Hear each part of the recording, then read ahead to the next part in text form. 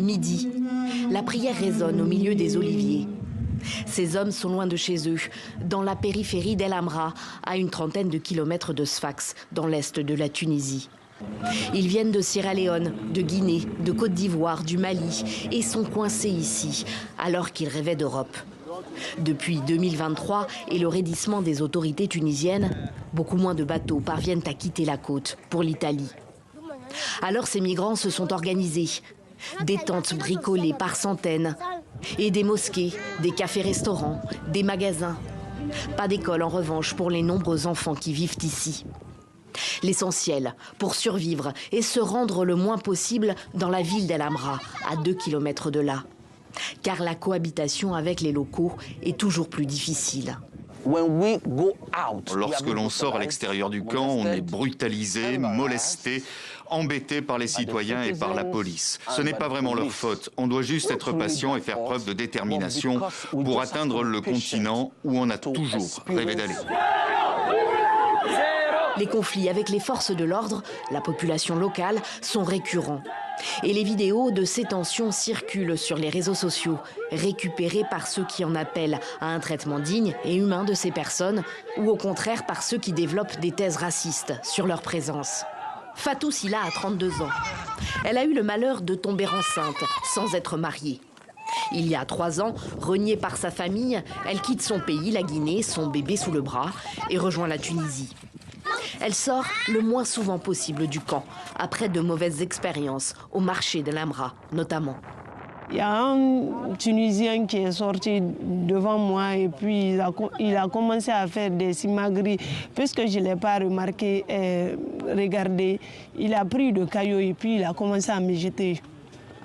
Jusque ici, là, ça m'a fait blesser. Dès que tu rentres, ils vont commencer à faire des pics. Soi-disant, tu vas venir voler quelque chose ou bien tu vas faire quelque chose. Et puis, dès qu'on te voit, on prend leur fleur et puis ils mettent comme ça, comme si tu sens. Certains trouvent encore du travail en ville. Avant, ils étaient nombreux à y habiter.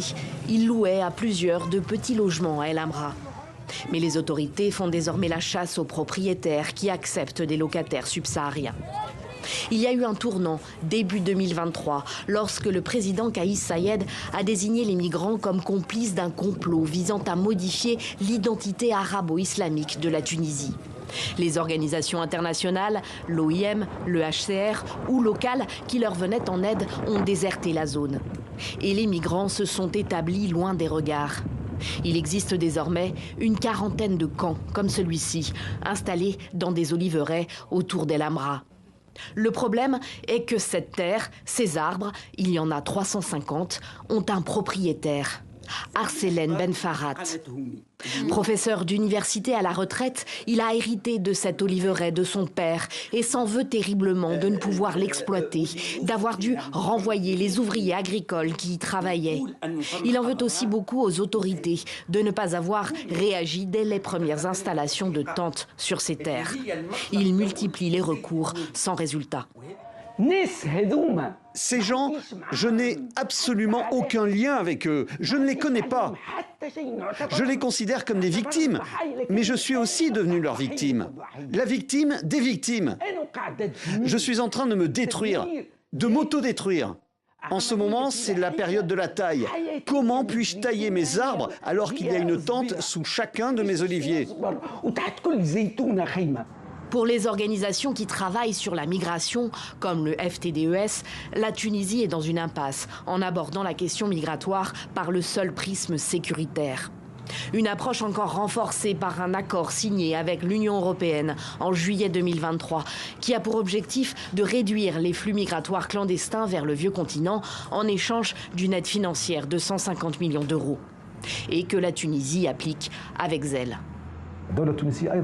L'État tunisien a consolidé ses ressources logistiques et matérielles dans le cadre d'opérations de surveillance des côtes, ce qui lui a permis de réduire le nombre d'arrivées. On sait qu'en 2024, le nombre d'arrivées irrégulières dans l'espace Schengen a diminué de 37%. En Italie, plus particulièrement, il a baissé de plus de 55%. Et le nombre d'arrivées irrégulières via la Tunisie a, lui, diminué de plus de 80%. Ces chiffres attestent de l'engagement de la Tunisie dans cette stratégie. Les voix critiques dans le pays, notamment au sein de la société civile, dénoncent une politique du chiffre pour faire